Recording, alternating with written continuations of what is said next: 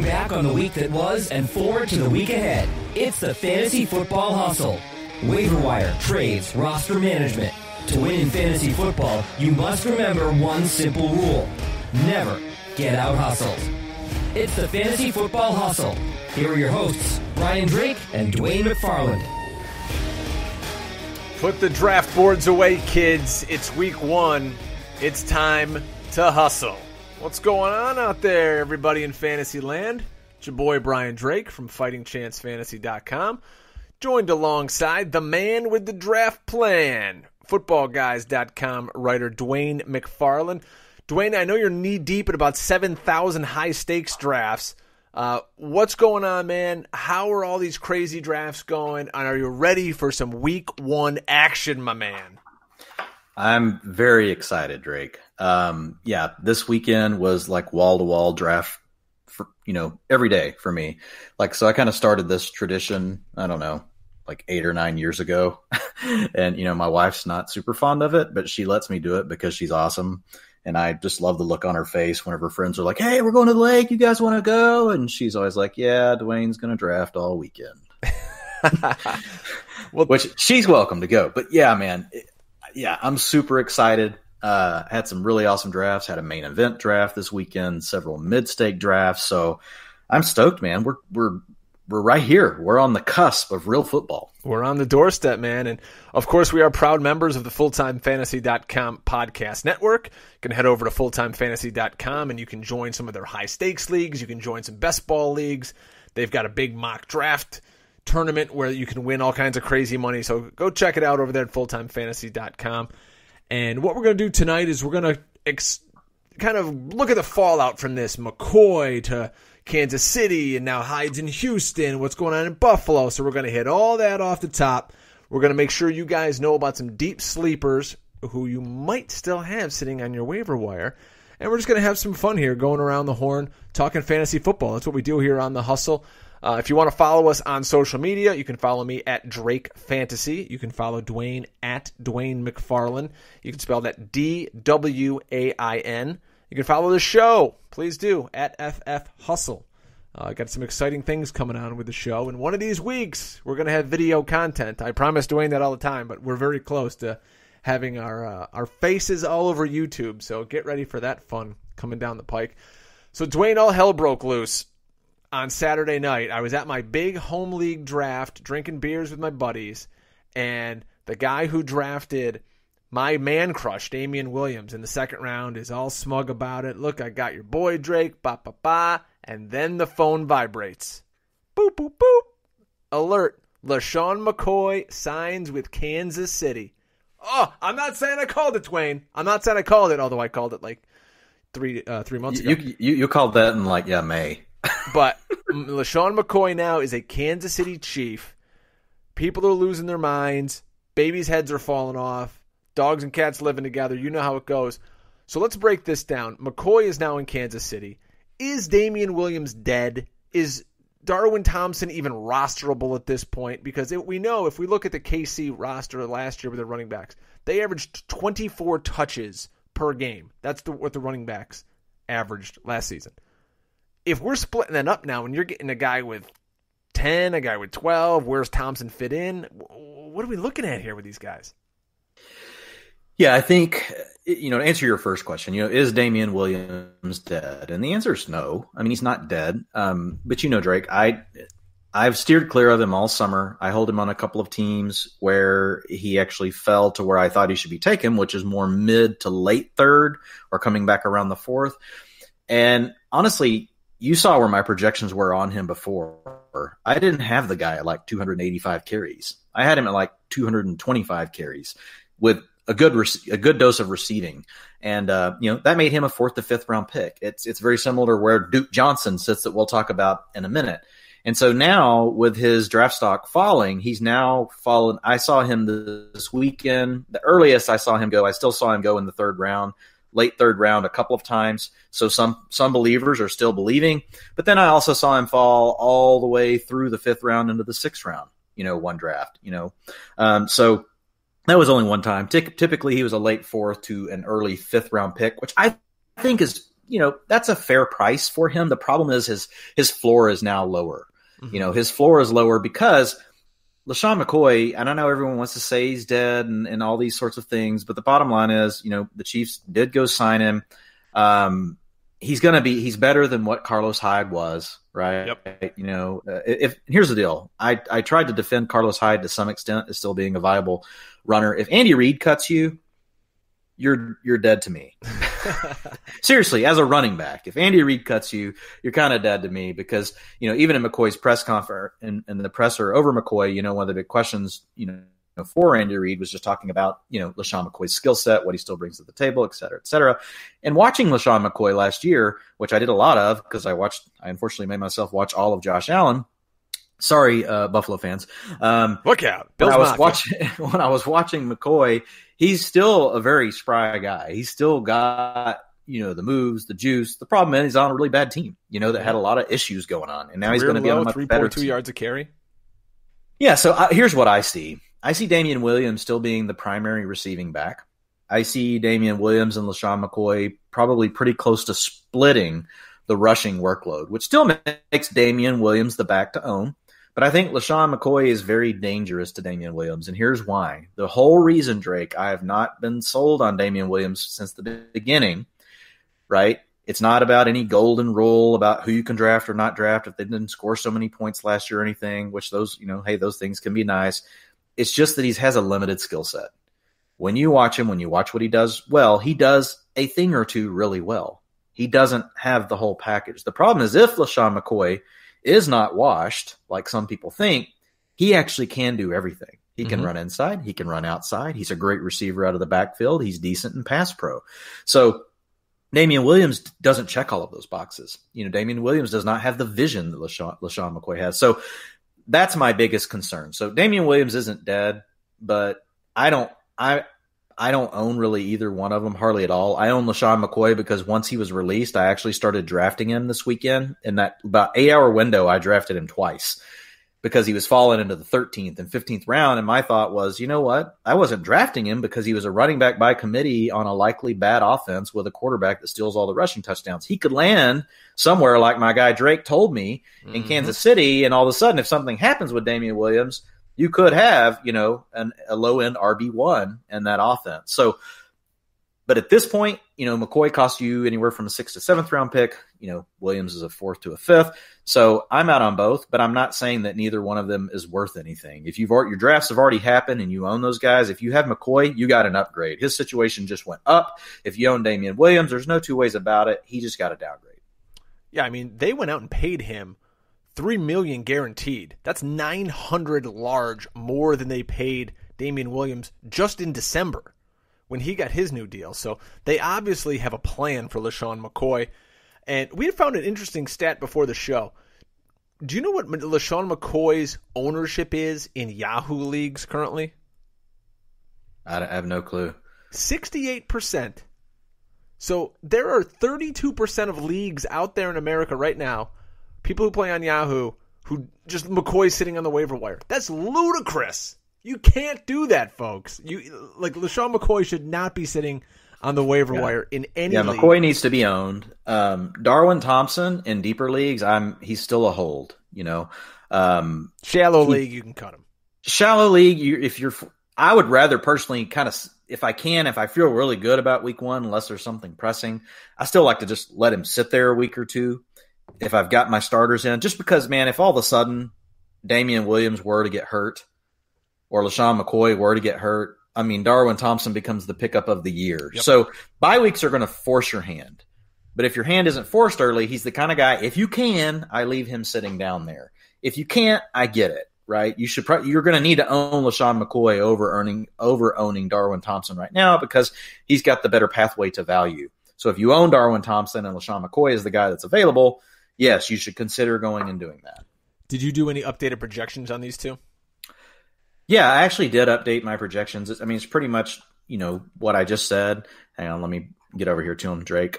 So for Kansas City backfield now, I've got Damien Williams at 165 carries for 700 yards, 6 rushing touchdowns, and I've got him at 40 receptions for 320 yards and 3 touchdowns. So that's still 200 fantasy points in a PPR. Mm-hmm. And so I'm saying he's worth, the 5th round pick now. He's what Kenyon Drake was, before Kenyon Drake started splitting carries, and we thought he would get most of the work in Miami as a receiving back. Damien Williams can do that kind of damage on a part-time role in a really good offense like Kansas City. That's, essentially that's around where Damien Williams is going, in that same area that Kenyon Drake used to back when the fantasy season first started.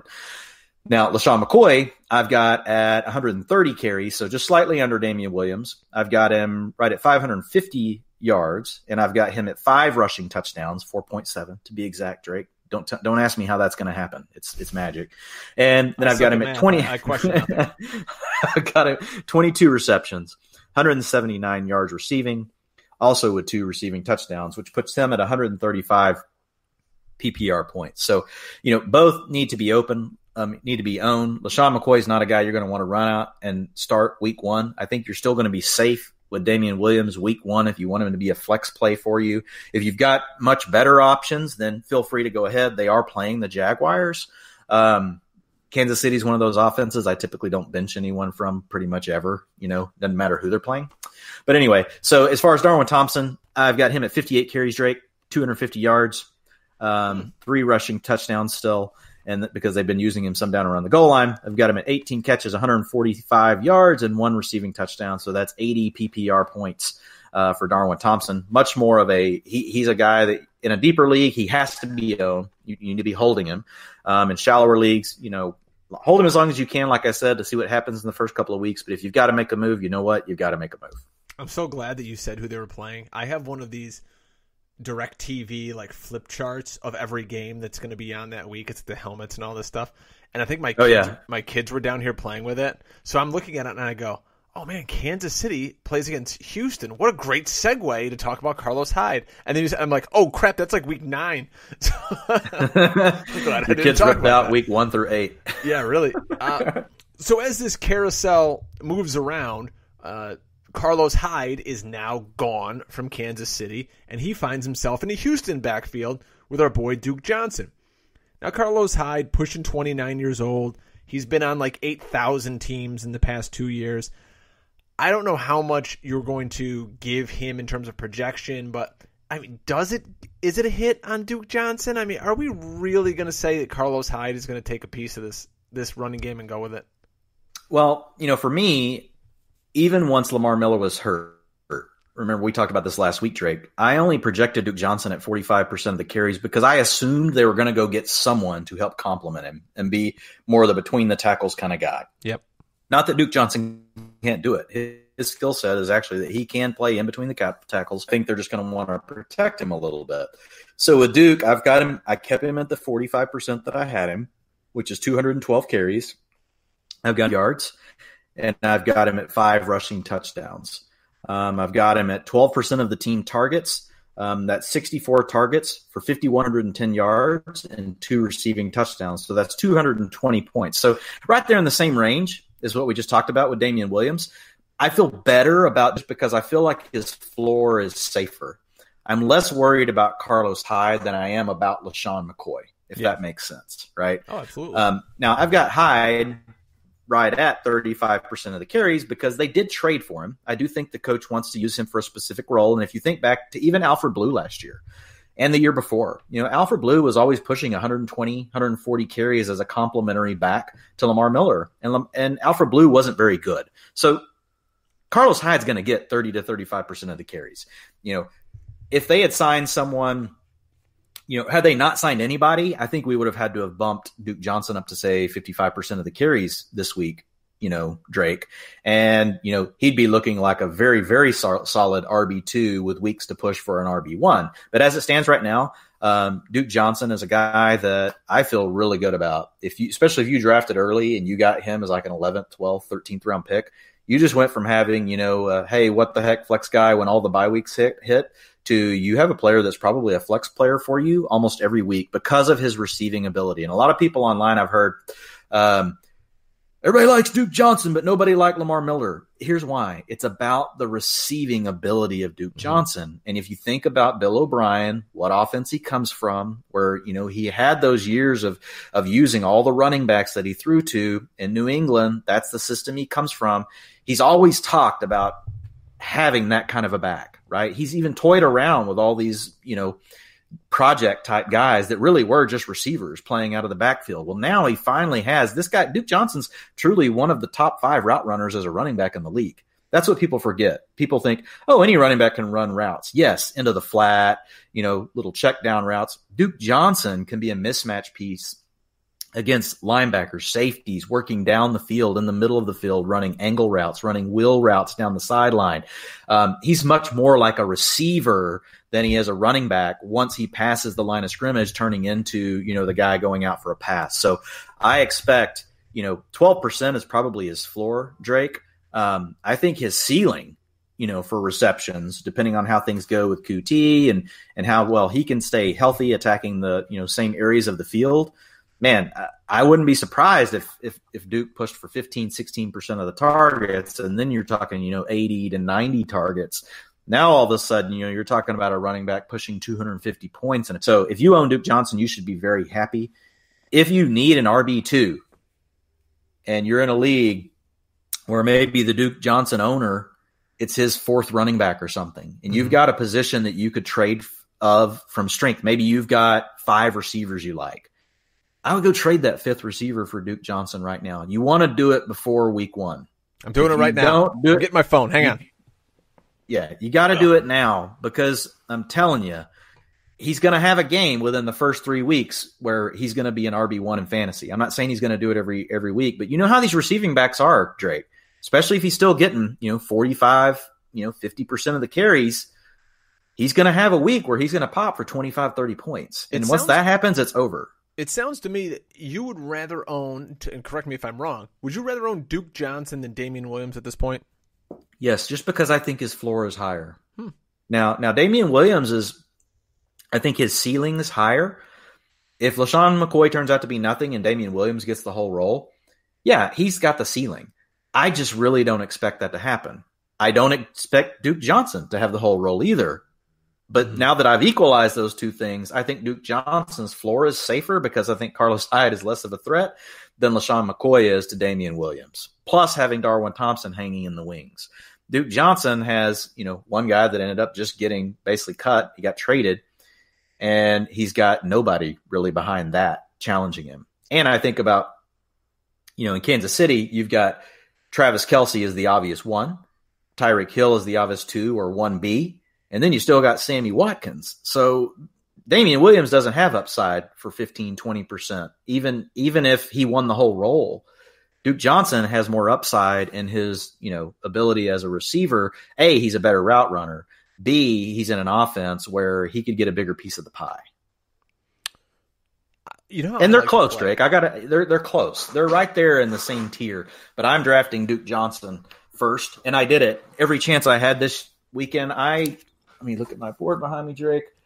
Duke Johnson, I want to say I drafted 12 teams this weekend. I drafted him on at least 7 of them. Dwayne's got a huge board. You guys can't see this yet. You will, trust me, one of these weeks.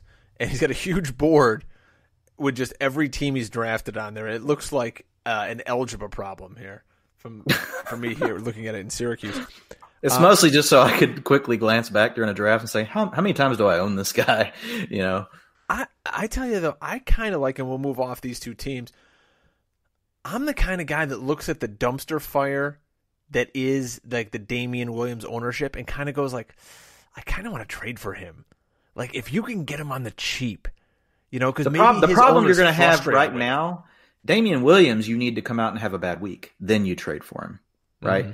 The problem you have right now with Damien Williams is you have someone who already invested. That's the problem. And it's a polarized environment, right? Watch Twitter. People love Damien Williams or they hate him. And the same logic they used to say Damien Williams sucked before is the same logic you'll use to say he sucks now, or the same reason you thought he was going to be great before. It's so funny, because I posted a couple things on Twitter just talking about what Andrew Reid's comments are on LeSean McCoy. And if you saw my feed, all these people coming back, oh no, Damien Williams is the man. Why? Well, because they drafted him. If you just spent a second-round pick, which I've been telling you not to do all summer, if you just spent a second-round pick on him, that's how you're going to feel. It just is. And again, people think, oh, it's just the situation. I've been walking people through this all summer. He's not a complete running back. It's just, that's the facts. That's the facts of the matter, right? And I never said he couldn't be valuable in the offense. I just said what, Drake? At ADP of a mid 2, late 2, he was too much. So speaking of guys who are too much that I can't get enough of, how about Frank Gore? Because this guy will never die. He is the fantasy vampire. And now this MFer, man, he's risen in Buffalo, and I get the Devin Singletary love, and we're going to talk a lot about him, but as we transition to the Buffalo Bills, dude, this is the same situation we had last year with Frank Gore. Every week we're going to be talking and going like, why does Frank Gore keep getting like 10, 12 carries a week? And it's because he pass protects, he catches the football, he doesn't fumble. He's just a good football player. And it's not going to stop this year. I'm convinced Frank Gore is going to finish the year at like RB20. Yeah, I don't want to own Frank Gore. I don't want to own anybody in Buffalo. It's the same thing, Drake. You still have Frank Gore, Devin Singletary, and I have TJ Yeldon. Mm-hmm. TJ Yeldon's my pass receiving back. Singletary's going to be the change of pace back. Frank Gore's going to be the, quote unquote starter each week. I'm not sold on the Singletary guy. I think he's small. He's kind of wiry. He kind of looks like a gadget back. He looks to me more like a thin down Tariq Cohen than a lead back like a McCoy was in his prime. Well, he's similar to McCoy. He's not as explosive, but he has a similar game where it's a make you miss kind of guy. Now, guys like him, it's going to be a matter of what he does, how he wins is by making people miss. And very few guys that come from college that just win with only that don't have a blend with more of the power. And he has a little bit of power, but not a lot. They finally reach a point where they top out in their career. And that's the question. Will that happen with Devin Singletary? We saw this with Amir Abdullah. Amir Abdullah was a very similar profile as far as a great jump cutter, a guy that could truly just evade tacklers left and right. But it doesn't matter if you can avoid 3 guys, but still you only gain 2 yards out of it, because as soon as you take contact, it's a problem. You don't last in the NFL. And I worry that he could be more like an Amir Abdullah. So I don't own Devin Singletary any since this trade, because his ADP, people just buy too much into. Now, you have to own rookie runners, but you don't just blindly buy into it. Oh, he's a rookie runner, and now he has part of a role. He's in a committee still. Mm-hmm. He's going to be part of a 3-man committee. Watch. It's going to happen. Not going anywhere. Yeah, Frank Gore is the ultimate professional. Coaches love him. He's not the typical veteran back that just gets washed to the wayside. How many times have we thought that was going to happen with Frank Gore, and it hasn't? It's not going to. He's going to be a factor all year. Frank Gore, unless he gets my hurt. Dreams. I drafted Frank Gore. You know what he did to me last year. We talked about it on the show. And what did I do in like the second to last round this year in my big home league draft? My buddy's like, give me Frank Gore. What the hell? Put him on the bench. And don't get me wrong, I don't want Frank Gore on my fantasy team, but he hurts Devin Singletary, and so does TJ Yeldon. Yeldon is probably going to be the receiving back. That's why they signed him. That's why they kept him, and they moved on from McCoy. So for Singletary, honestly, if you own him, and maybe you're one of the lucky owners that drafted him in round 10 or 11, and if you feel good about your runners, I would sell high. And I would sell high right now. There's also this name out there that if we speak it, the Bills Mafia will come and try to burn our houses down. But there's a certain guy that plays quarterback there who scares the bejesus out of me, because I feel like he is going to take some goal line work. He's going to take a ton of it. I don't see him as a guy who's necessarily great at checking the ball down. I don't care. I saw the stat. It's like, the Bills had like 6.5 targets to running backs last year. LeSean McCoy last year, in the 12 games Josh Allen played, averaged almost 10 points more a game in games that excuse me, let me say that better. He averaged almost 10 points more a game in games that Josh Allen didn't play. It was like, 17 points to like 8 points. It's crazy because he couldn't get the football in space and work. I don't know. I don't see Devin Singletary being a fifth-round pick. And it's not a bashing the Bills thing. It's just the way this offense works. You have a running back by committee plus a quarterback that gets rushing touchdowns. You're never going to know when you can start any one of those guys unless injury occurs. Many people are banking on Singletary just taking the job over. Could he do that? Yeah, but I would put the probability pretty low because what we talked about with Frank Gore. Frank Gore is the kind of professional that, more goes on in locker rooms, right, than just, hey, I got to play the young guy. Frank Gore endears himself to coaches. And so he's also still pretty good, Mm-hmm. I'm not saying he's an elite back, but he's going to get you the 3 to 4 yards you're supposed to get. So I think it's just a situation altogether, I'm avoiding from a fantasy context. As far as if you do own Singletary, like I said earlier, if you can get the right price for him, I would.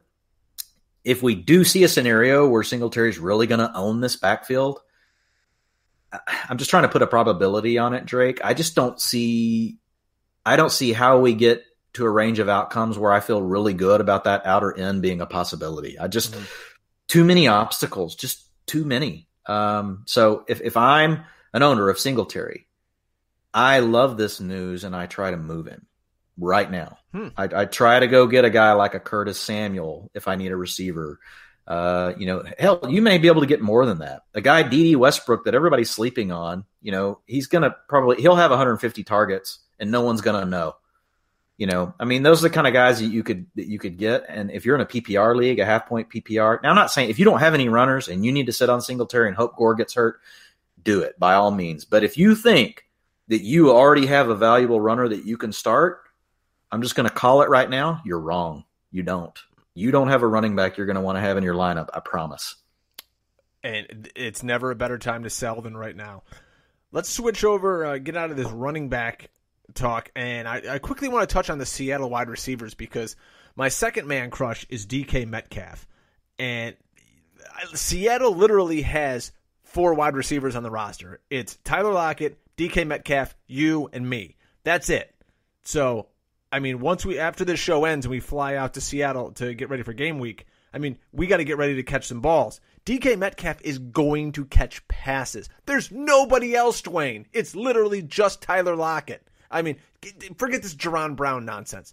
DK Metcalf is going to, I'm saying it right now, win people leagues because he's catching 10 touchdowns this year. I said it 2 weeks ago on our show, and I'm saying it again. To me, there's no better late-round wide receiver stash than DK Metcalf. Yeah, and he's got positive news now, right? That they're saying he's going to play week 1. That's something that we want to, hopefully there's not something there where, he potentially, comes back too quickly. But to your point, yeah, it's pretty much just him. Another name, and if you're in a super deep league or in a dynasty league, John Ursua, their slot receiver, he did make the roster. So he's a guy. Hawaii, I believe. Yeah, Hawaii. He's a guy to keep in the back of your mind. But as far as, right now, DK Metcalf and Tyler Lockett are the only 2 guys to own. And really, the only guy I'm going to put in a lineup week 1 is Tyler Lockett. Here's the problem you're going to have with DK. And again, I'm with you. I like him. But you're going to be looking at a situation, Drake, where he does really well. And we've talked about this in the past. What Russell Wilson does really well, right? He's a great, vertical deep threat. Russell Wilson Russell Wilson has a historically good deep ball. I talked about this on a podcast with Matt Waldman, where you can also find my work at the RSP. It's uncanny. And so now matching up Metcalf with him is great. Here's the problem.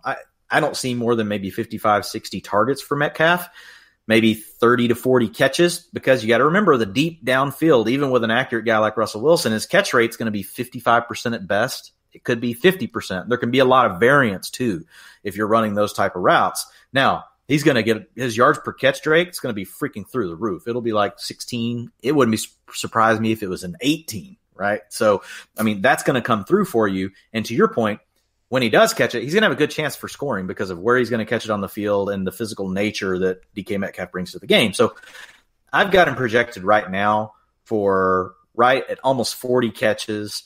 I've got him – what do I have? Oh, sorry. I've got him at almost 650 yards. So I've got him like at 16.5 yards a catch. And then I've got him at 6 touchdowns. He could score 10. Here's your problem. You're never going to know when to start him.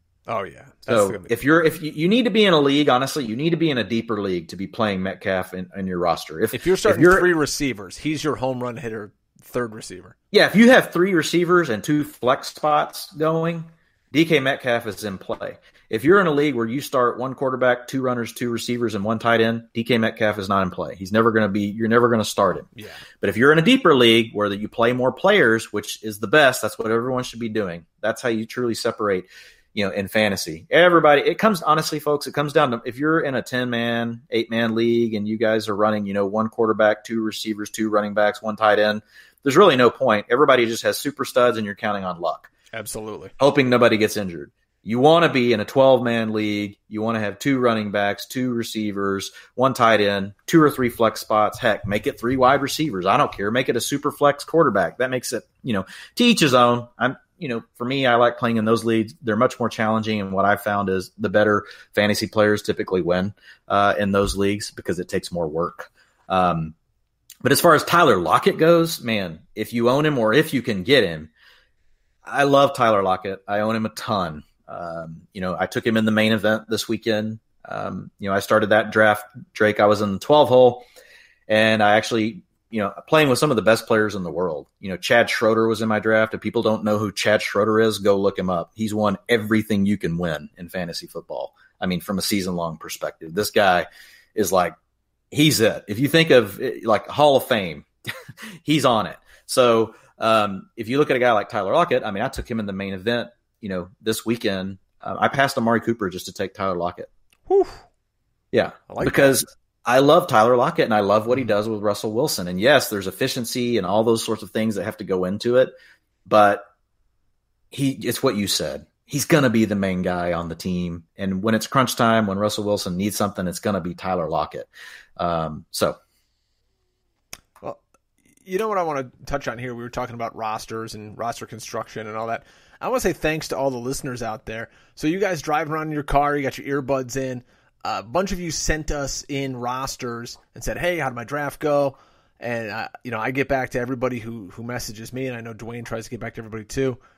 So thanks for listening, guys. We appreciate it. We love seeing the rosters that you guys built, and you guys have such nice things to say about the podcast, and you learned a little bit more about roster construction from Dwain, and you learned what not to do by listening to me. So, we appreciate it. We thank you for listening. We just ask, review the show on iTunes or however you're listening to the show. Make sure you're following us on Twitter and share it with a friend. Put it out there. Go, hey, listen to these two guys, man. They know what they're doing. Just help the show grow because that's only going to help Dwain and I as this thing goes farther down the road. So what we're going to do now is we want to talk about some guys who might be available on your waiver wire right now. We know you did drafts already, but the waivers are open. You can go probably freely add guys left and right if you want. And a lot of guys are asleep at the wheel. They're just waiting for kickoff tomorrow night. They're not looking at the wire. They set their lineup. Blah, blah, blah, let's go.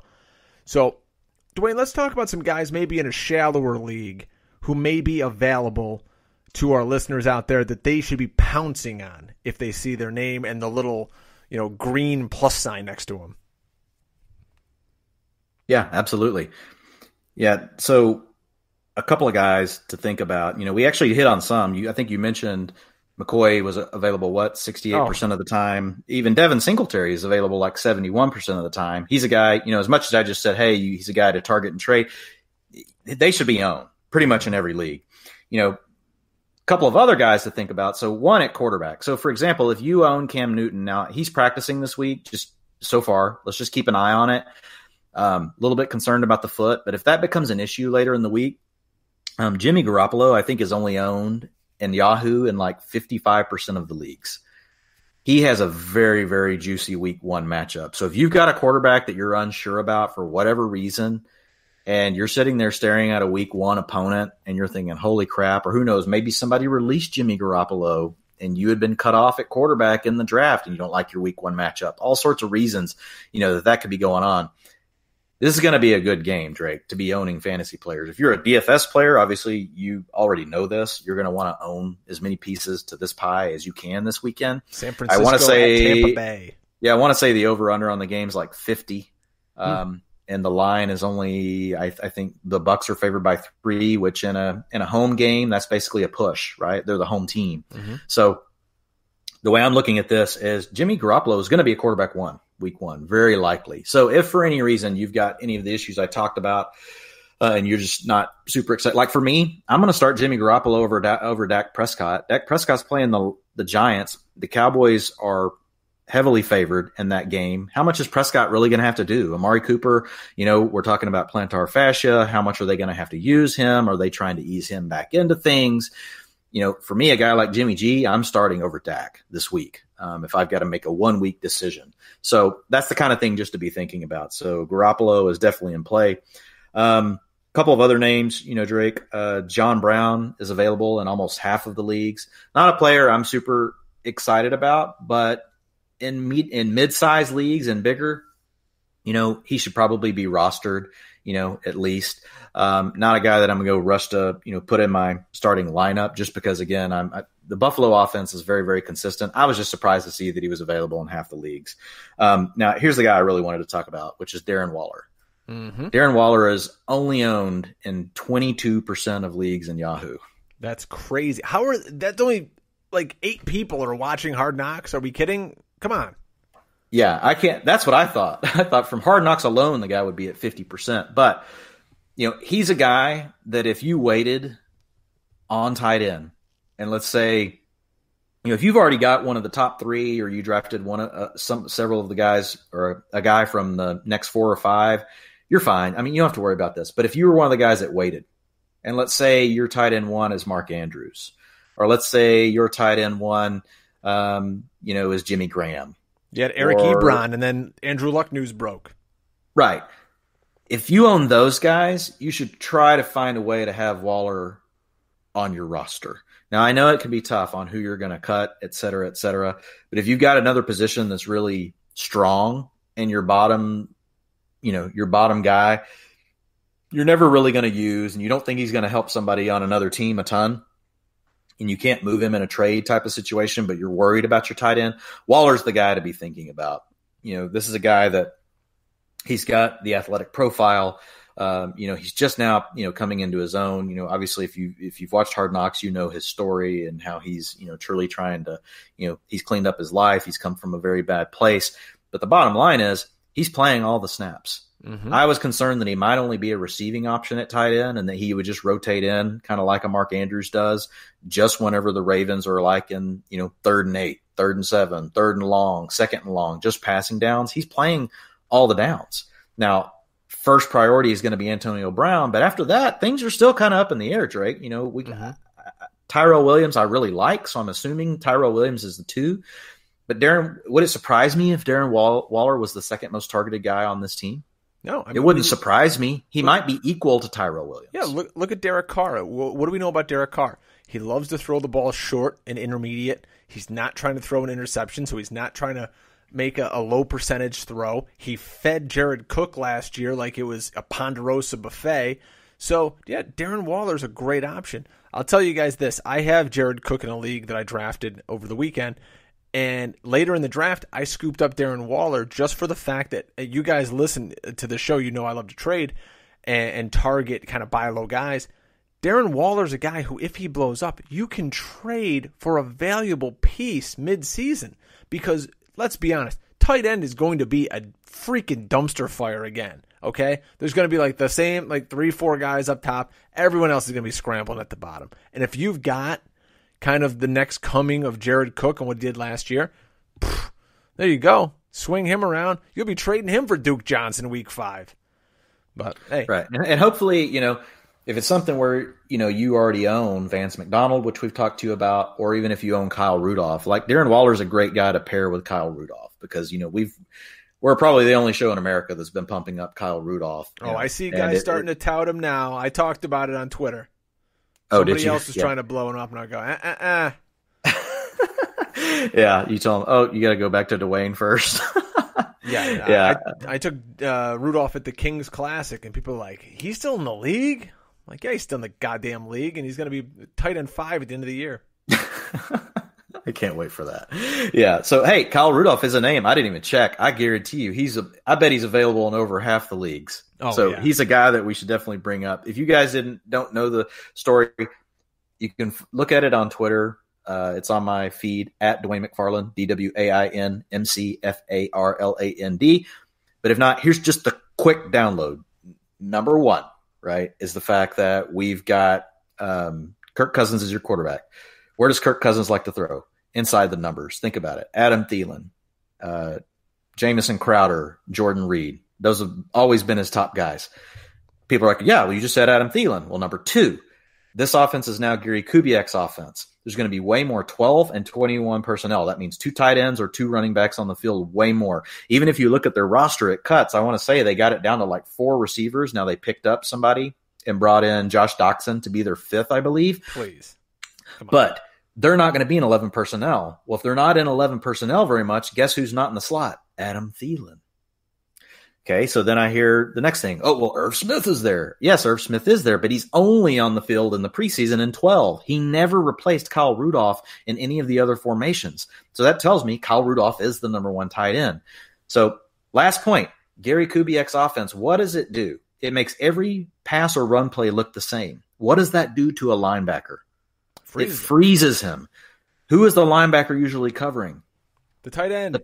Yes, this is a mismatch opportunity for Kyle Rudolph. It will be the best offense he's ever played. I even had someone on Twitter say, well, to be fair, Norv Turner's a tight end genius. No, Norv Turner's not. Norv Turner had Kyle Rudolph. Here's what Norv Turner did. When Norv Turner had a great tight end, he used him. What this scheme does is turns average guys like Owen Daniels into tight end 6 in your freaking league. So there's a difference. There's a difference between what Norv Turner did and then what we're seeing with this. Now, has Norv Turner had some great tight ends? Yeah. But that's where people get confused. They think they mix just understanding, where a coordinator has spread the ball around to being the scheme. And we talk about those percentages and things a lot, but that's not necessarily telling you exactly what they're doing in the scheme. What's happening in the scheme is really everything that you're seeing on the field, and then that translates into personnel and percentages, but it goes much deeper. So Kyle Rudolph is a guy you should definitely own. Hey, let me ask you this then, Dwayne. All right, so you've got, I don't know, let's say you have Hunter Henry's your tight end right now. You said, I'm going to wait and get one of those mid-tier guys. Waller and Rudolph are both on the wire. You got a disposable roster spot. Which guy you picking up? Rudolph, easy. Rudolph's still the dude. Yeah. Okay. I'm not projecting I don't project Darren Waller to have a legit shot at my top 6 tight ends. Rudolph and McDonald both will probably end up in the top 8. McDonald could knock on the door of the top 4. O.J. Howard's the other guy in tight end premium leagues. I've been drafting O.J. Howard a lot. O.J. Howard, because he's now on the field all the time, that extra 20% of snaps he's going to pick up is going to equal another 3 to 4% in target share. O.J. Howard, it wouldn't surprise me if he all of a sudden is the number 3 tight end this year if one of the big 3 takes a small step back. So those are the guys at tight end this year. It's been, for me, if I'm in a premium league, we've talked about all these. O.J. Howard, then it's Vance McDonald, then it's Kyle Rudolph, and then it's Darren Waller and T.J. Hawkinson. Those are your guys. Let's say you're looking to add some quarterback depth, and you're in a kind of a shallow league here. A couple of guys you like besides Jimmy G, Cousins and Prescott. Both of them could be on your wires, and you think both could have really good years. Well, yeah, I do. These are just guys that people just need to pay attention to. I mean, they're available. But if you're in a shallow league, I mean, you're probably not going to pick them up. In fact, most people that come to me and ask, hey, man, I don't know who to cut to pick up Kyle Rudolph. I got this awesome receiver. I don't want to cut him. I drafted such a great team. Usually what I'll tell people is, who are your quarterbacks? They come back and tell me, I've got Aaron Rodgers. And then I've got Kirk Cousins. What do I tell them? Cut Kirk Cousins. Just cut him. So my point with these more is just, honestly, this was just you and I reviewing for the show. These guys are available. So my key takeaway for this is if you need a roster spot, the easiest thing to cut is your QB2. I did 12 drafts this weekend, Drake, and 9 of them I didn't even draft a QB2. And these are in 20 rounds. Yeah, the waiver wire is so plentiful. Right. Well, I got other guys in those leagues drafting 2 and 3 quarterbacks while I just keep stacking up some of these guys we're going to talk about in a minute, right? Some of your deep, sleepers. that may not be relevant this week become this time next week when you and I are doing the show. One of these names, I promise, will be a guy that you're going to go, Dwain. Remember our what was our segment called last year? It was called like "What the" or something like that, where you basically said, "Is this real? Is this going to continue, or is this just a mirage?" We're about to talk about some guys. So right now, coming into week 1 with so many unknowns, man, I'm not carrying all those damn quarterbacks. I will carry one. Give me one quarterback. Now, if you got it, the times I'm carrying more than one was when I this weekend got Cam Newton, and I was worried about the foot. So you got to be cautious. You also got to know your league. Are those guys going to drop quarterbacks in the leagues that I'm playing in that are so deep and it's so hard to cut other positions because you're going to need them because you have so many flex spots? Quarterback is the first thing to go. It gets shed early. So I just use that. It's just a market inefficiency that I use to my advantage. So you got to know your league. But carrying 2 and 3 quarterbacks, it's a great way to get a jump on your competition. Just carry one. I'm going to be hosting a DFS show this week for a fun little group on Discord. So just follow me on Twitter, and I'll give you all the info on that. And we're going to tape that show tomorrow. I'm just telling you the guy I'm putting out there right now. Matt Stafford against the Arizona Cardinals, week 1. Matt's going to throw like 9 touchdowns Sunday. So just get ready for that. So if you're playing DraftKings, FanDuel, whatever you got, just take a look at Matty Stafford. If Jimmy it could happen. You're going cheap. I mean, come on. It's a good contrarian play. I mean, the money's all going to be on all the sharps are going to be on Kerryon Johnson, because most likely, the Lions are going to be leading. It's funny. Everybody loves the Cardinals, but now watch this weekend. Kerryon Johnson will be one of the number 1 owned players in DFS. Why? Because they're favored to whoop the piss out of the Cardinals, which everybody thinks is going to be so great. But now here we are in week 1, and everybody knows the Cardinals are probably going to lose by 10 to the freaking Lions. So I love it. Kerryon is the guy. There's no Patrick Peterson. That defense is a sieve. They don't know how to line up. Here's your problem, though, Drake. I don't see the Cardinals pushing the Detroit Lions to even have to play a game. The Cardinals for his price. He's still going to throw you. I think he's still going to throw 3. Minimally, he's going to throw you 2. He's going to throw 2 touchdowns for 250. I've got 50 lineups in. I have Stafford on 2. So I'm okay with it. There's other guys that if I'm going to go Stafford, I'd rather just take Jacoby Brissett for nothing.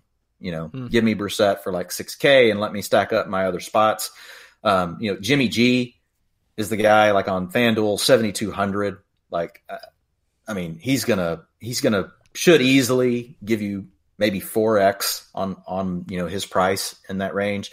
I like Stafford. I need the Cardinals to make it a game, Drake, and I'm worried that they're not gonna. You told me you weren't going to talk DFS, and I'm glad I could pry it out of you. Yeah, way to go. So check that out. I'll be tweeting that out with the guys from Fantasy HQ. That'll be cool. How about some deeper leagues? Okay, so maybe you're out there, you're playing a league that's got some deep benches. You're starting, 9 guys, and you got flexes everywhere, 6-7 man bench. These are typically you had a 20-round draft. Yeah, is what we're thinking. If you're in a deep league, you had 18 to 20 round draft. So a guy that I drafted this past weekend as a super upside wide receiver stash and hope is a player from Tampa Bay who our friend Sigmund Bloom is very high on. If you're following him on Twitter today, Dare, I'm going to F this up so bad, Ogunbowale. So he's the passing back in this offense, and we know that Bruce Arians loves to throw the ball to his backs. He loves backs who can pass protect, who can just be complete football players. That's why he loved the Jaquiz Rodgers of the world. Now, Ogunbowale is somebody who's kind of creeping into fantasy conversations because he can do all those things too. You can get him for nothing. He's probably on your waiver wire right now. He's going to get some playing time because if you looked at I think it was their 3rd preseason game, he got 10 snaps with the starting unit. I mean, he's not like some scrub where they're just bringing in, oh, hey, blah, blah, blah, we'll bring you in and pity you with some snaps. He's a legit player. I'm not blown away by Ronald Jones. If you've listened to the show for any length of time, you know that. And there's just a guy, Peyton Barber. What's he going to do? Nothing. So Good shot, Ogunbowale. And Dwain is silent right now because he told me before the show I'm not saying this guy's name. So check him out. See if he's. I just want to call him Dare. You know, dare to keep bad running backs off the field. Remember those old shirts? Dare to keep kids off drugs. Dare to keep shitty running backs off the field. That's who this guy is. So a few things. He needs to be rostered. If you're in a deeper league, you should roster him. Drake explained him correctly. He's going to be a third down guy, but because the other two guys, haven't. And here's the thing: Peyton Barber actually looked really good this preseason. So let's wait and see. Ronald Jones looked okay, but not good. Still doesn't look sure of what he's doing. Also got dinged up. I'm not sure if that's why Ogunbowale got the snaps he did in that game, because I believe that's the game, actually, Drake, where Jones hurt his knee and came off the field. So I don't know how many of those snaps with the starters are legit. But the bottom line is we've had this story corroborated by multiple folks from the media that cover the Cardinals. I mean, not the Cardinals, the Bucs. I'm thinking of Bruce Arians that cover the Bucs. And so it is most likely something that's going to happen. He's going to be the third down guy. So he's not a guy you're going to want to go pick up. If you're looking, oh my God, I need a third runner to start. No, this isn't your guy. Mm-hmm. You need to stash him. I also don't believe his passing work is going to really be worth a lot, because in most of Arians' offenses, if you look back, he didn't really use the tight end. He's going to use the tight end in this offense because he has O.J. Howard. And then we already know you got Chris Godwin working underneath and intermediate, and then you're going to have Mike Evans working intermediate and deep. So there's not going to be a lot left for the runners per se in this particular offense, but he does have a role. And what I like about him is he does have a chance to grow his role. So that's what you're taking him on. You're not even taking him as a guy, I could flex right now. What you're taking him on is you have two guys in front of him that we know haven't slammed the door shut on the possibility of another guy taking over. And what you like to see is if you've got a coach that trusts a back as your third down back, you've already marked off two major things you need to know. They trust them in pass pro, right, to protect the quarterback. That's usually something that'll keep somebody off the field. And then number two, they've got to be able to understand how the passing game works to actually help complement and be a part of it. We just assume backs know all this. They don't always know. So he's already checked those two things off, which are two of the things that can keep a younger back off the field. So now if he continues to show in practice or the other two guys struggle, now all of a sudden they're just like, hey, let's give this guy a little more. Let's give him a little more. Let's give him a little more. That's the type of scenario you're hoping for. So you need to be in a deeper league. If you're in a shallow league, I wouldn't recommend picking this guy up unless you have a super shallow bench, because the first question you get, right, are could I drop Darwin Thompson for him? I wouldn't. No way. No freaking way. Mm-hmm. I know Darwin Thompson's buried. He's at third. Well, that's still really what this guy is. Mm-hmm. He's at third. Darwin Thompson's on captain garbage time. That's going to be Ogunbowale's move. He's Mr. Garbage time. Right, Bucks are down 10 in the fourth, and they're just chucking it everywhere, and he's getting. But even then, you're never going to use him. You're never going to use him. All you're stashing him for is hoping that the other two guys leave the door open long enough that he shows enough to take the role. Mm-hmm. And that's when he'll be worth something. That's why we're saying it's a deeper league play. It's not really a shallow league play. Yeah. Another deep league guy. Let's go over to Pittsburgh, where everyone's talking about James Washington and everything that he's done in the preseason, catching balls left and right. Dwayne, I got to tell you, my buddy Mark Gaston, God bless him, one of my best friends, fraternity brother. The guy is my freaking CPA. He does my taxes. He knows all my secrets, where the bodies are buried. He took James Washington in like the 7th round of this draft we did. I almost fell out of my chair. I thought the Miller Lite had gone bad. What are we doing? What are we talking about? James Washington? He's like, yeah, I watched the preseason. I go, you don't listen to my podcast. He didn't listen to the show. No, you're not listening to the show, Mark. Come on. But there's a guy who might have some value, and he's hiding in the slot, Dwayne, isn't he? Yes. So the guy, looking at roster cutdowns, and this is a guy I haven't heard anywhere. But if you look at what the Steelers did in the preseason, they were rotating Switzer and Eli Rogers basically every series. And they were playing the slot the whole time. James Washington never saw the slot. If you listen to our podcast, you know that Juju Smith-Schuster is the starting Z receiver. And everything we saw in the preseason says that James Washington is his backup.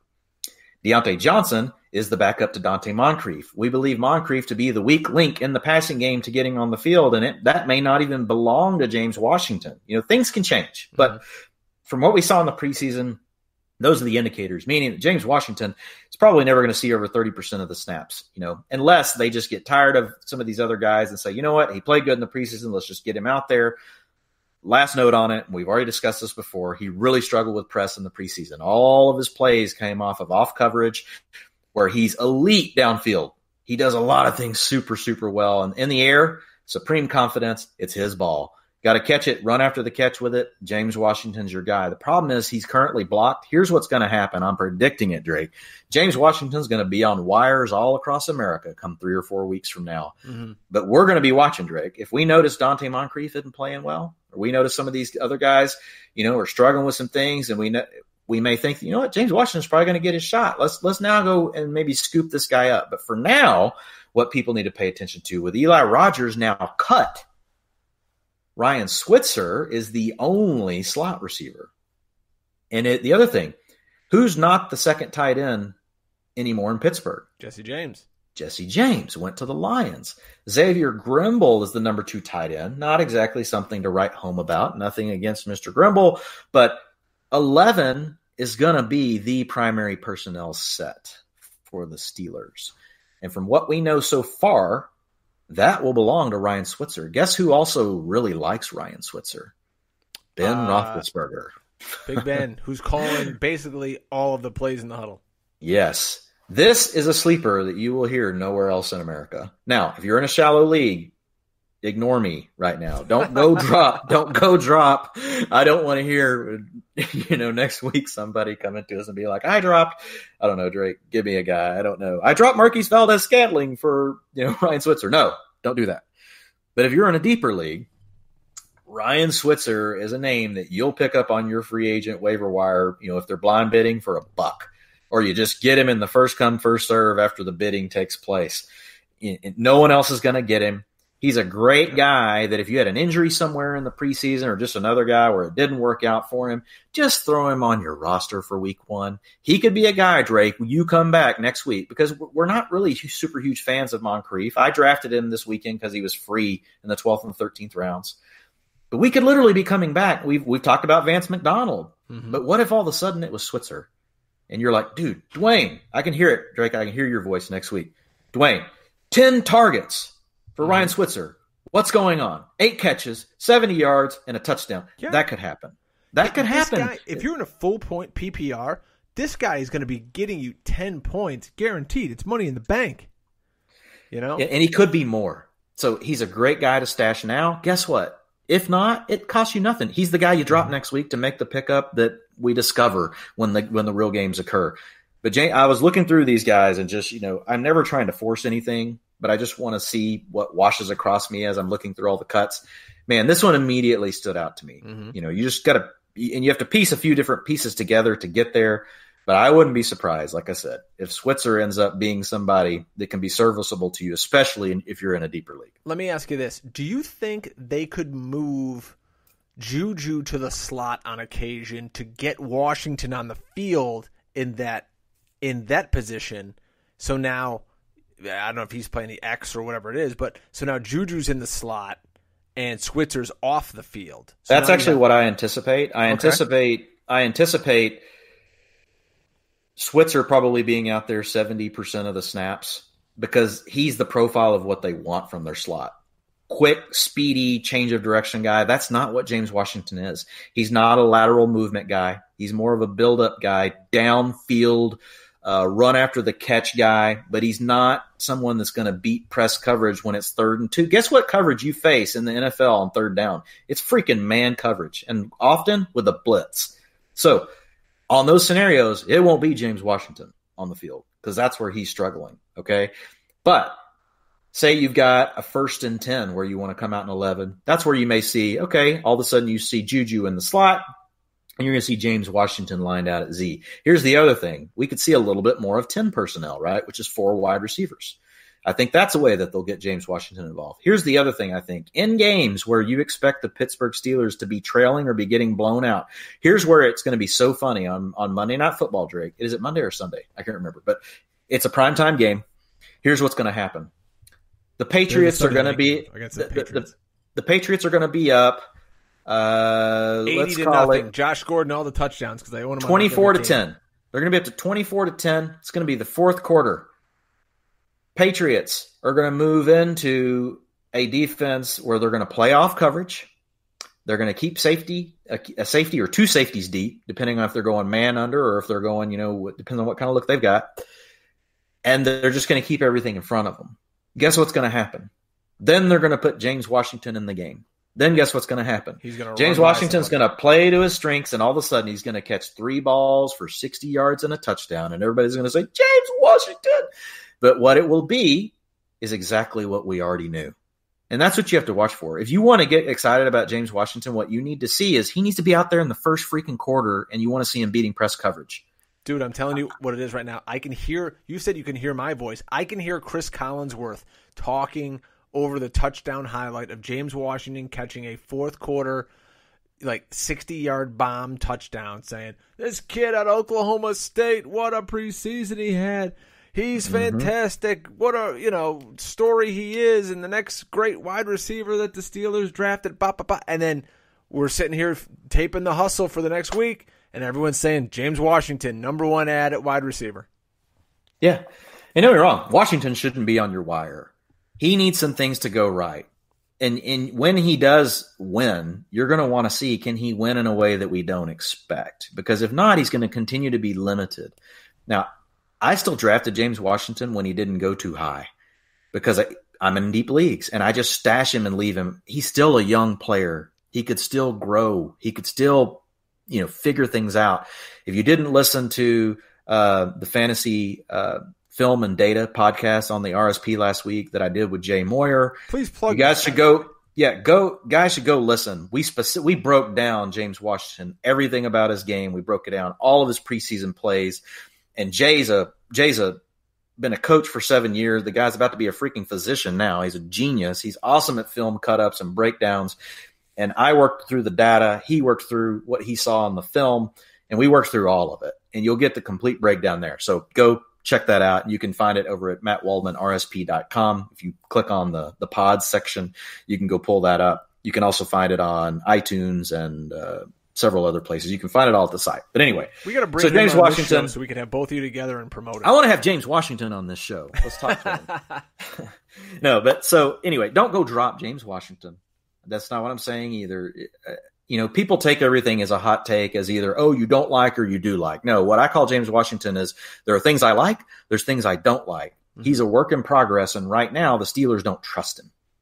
So that's where I'll leave it, and Ryan Switzer is a deep ad.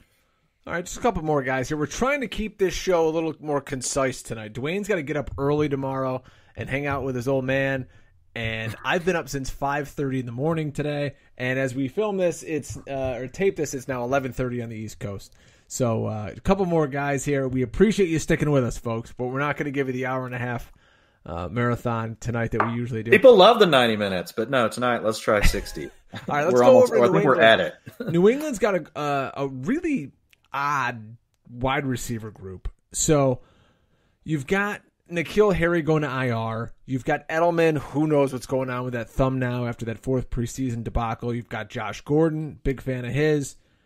We've still got Dorsett out there. And then we've got Jacoby Myers and the newly re-signed Demaryius Thomas. If they're on your wire, what are you doing with these Pats wideouts? Yeah, I'm not super interested, honestly, in any of them because I just don't know what they're going to do for me. But here's what I will say. I am excited about Jacoby Myers making the roster, which we thought he would. Mm-hmm.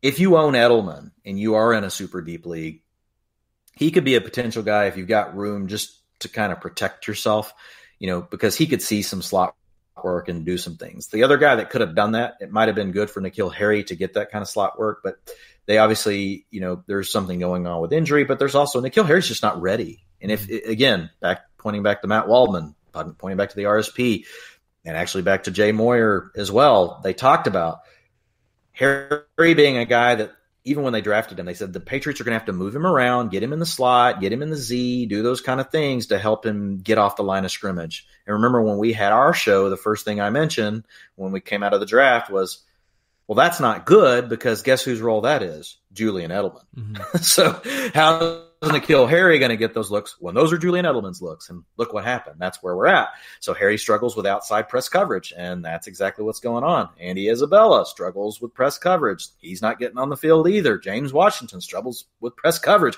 Once teams know this about you, what are they going to do to you? They're going to try to take you away with press coverage. So that's why you see some of these younger guys not getting on the field. But Myers is a guy that I do, I like in dynasty leagues for sure. If you own Edelman and you're concerned about injury, which, hey, it has happened to him several times, Myers could be the guy to get some of that work if Edelman were to go down. As far as Demaryius Thomas goes, they cut him and then they brought him back. He did okay in that last preseason game where the Patriots, they're always an opposite world. Nobody else played any starters. The Patriots actually played their starters minus Tom Brady. They needed to let the receivers basically knock the rust off because they had all missed time. So Josh Gordon was out there, Demaryius Thomas was out there, and Julian Edelman was out there, like you mentioned before. Kind of dinged up his thumb. So with Demaryius Thomas, he actually looked okay, but he's an older player that's a bigger player coming off an Achilles. So that still concerns me, Drake. If I'm in a super deep league and you just, you get two spots where maybe you move guys to IR or something, you're in dynasty and now you have free spots and you want to put, just a little bit on the guy, I'm fine with that, but he's not a guy that I'm prioritizing. I drafted a team on Saturday. This is the most hustle-tastic wide receiver group. We start 3 receivers and a flex. So this is how I'm rolling with this. My receivers are Julio Jones, Amari Cooper, Tyler Boyd. I'm flexing Josh Gordon, and then my backup receiver on the bench, Valdez-Scantling. Wow, that's really juicy. Love it.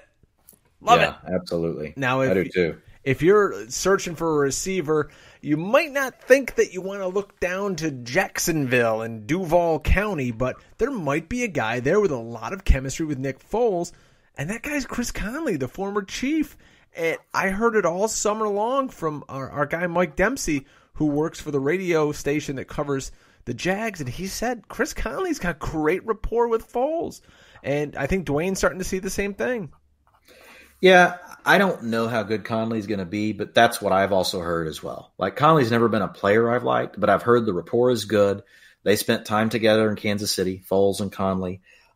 So there's some chemistry that started there as a foundation with 2 guys that were backups, and that's carried through to now being with the Jaguars. D.D. Westbrook is the underneath guy. He's the intermediate guy. Marquise Lee, when he gets back, he's not a burner. So Conley and Chark are going to be the 2 guys that they depend on stretching the field, and Conley is ahead of Chark right now. So I think even when Marquise Lee works his way back, Conley's going to be the guy also on the field in 3 wide receiver sets.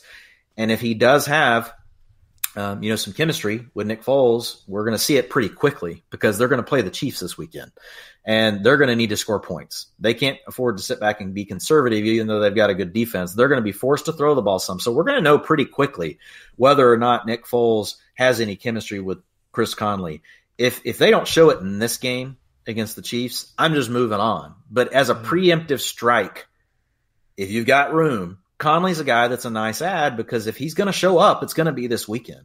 He's the kind of guy that could go out and, catch 4 balls for 80 and a touchdown because, Foles is having to fling it everywhere to keep up with what the Chiefs are doing. The Chiefs also have some issues in their secondary. Yes, they've made improvements, but they've still got holes. So Conley's a guy that's a nice ad now for nothing. If he does nothing this weekend, again, he's the guy you're dropping and you're picking up somebody else next weekend. But if he does hit, well, now you were ahead of the masses, or he's somebody that maybe you just decide you want to go move while you can still sell him high, and while you look like the genius that picked him up, right? The last tandem of guys we're going to talk about are in Carolina because everybody and their brother is drafting Christian McCaffrey. They're 2nd or 3rd in their league, and the question has arisen: who the hell's his handcuff? Is it the rookie Jordan Scarlett? Is it Cameron Artis-Payne? Oh, wait, they cut him. So now we're hearing about this new guy, Dwain, who, we had to look up before the show. If you own CMC, you got to cuff him. What the hell are you doing? Yeah, so it's Reggie, Bonifon. I guess that's how you say his name, Drake. I guess that's how you stuck me with this one, but I'll take it. The one, at least I didn't have to pronounce, dare to keep bad running backs off the field. But that's him. if CMC goes down, you're going to have these two guys are going to share. But what I like about, Reggie is he's the receiver type. He's the guy he's made plays through the preseason with his hands. He was an athlete, move around chess type player for Louisville. I believe that's where it was that he played. But, so he's going to be the guy that they use in those types of ways that would be similar to McCaffrey, more of the receiver out of the backfield. I think Scarlett will be the guy to help take on some of the load of the rushing if for some reason McCaffrey went down. So I don't think you have a clear cuff, but if I had to pick one that best fits the offense as the prototype that fits closer to what McCaffrey is, it's going to be Reggie Bonifant. Bonnaroo, there you go. Bonifant. Bonnaroo. I rarely have people that I don't know how to pronounce their names, but I don't know this guy. Well, folks, it's week 1. We hope you have a Drake. Last one. You can't forget. Ty Montgomery. Oh, sorry. He is the handcuff to Le'Veon Bell. If you're in a deeper league, hell, you're in a shallower league, and you're sitting on 2 runners and 1 backup, and you didn't get any kind of upside handcuff, Ty Montgomery needs to be owned. He is the handcuff to Le'Veon Bell. So he's the dude. So, sorry. Now go ahead, Drake. Yeah, Le'Veon Bell last finished a season like the last time a beer finished this show for me. It just doesn't happen. So that's about it, folks. We appreciate it. Dwayne, good luck with all your week 1 DFS lineups. About how many are you going to play? It'll probably be around 100. Oh, my God. Jeez, I'm playing like $4, $5 double ups. So that's how Drake, what is that? That's not going to change your life. Come on, Drake. You got to play for the mill. Come on. Yeah, I got a pretty good life going here. I got 2 good kids. I got it. You don't need a mill. I got it. I got you. You don't need a mill. I got it. I got to pay off this freaking pool in the backyard. So, folks, thanks for listening to The Hustle. Check us out. Again, please rate and review us online. Follow him. He is at Dwain McFarland. Read his work over at footballguys.com. I'm Brian Drake at Drake Fantasy. If I ever get around to writing something over at Fighting Chance, check out all the great people over there. Thank you so much. Keep hitting us up on Twitter. We'll catch you next week, folks. Keep hustling. This has been the Fantasy Football Hustle. We're back next week with all you need for waiver wire, trades, roster management, and more. Until then, never get out hustled.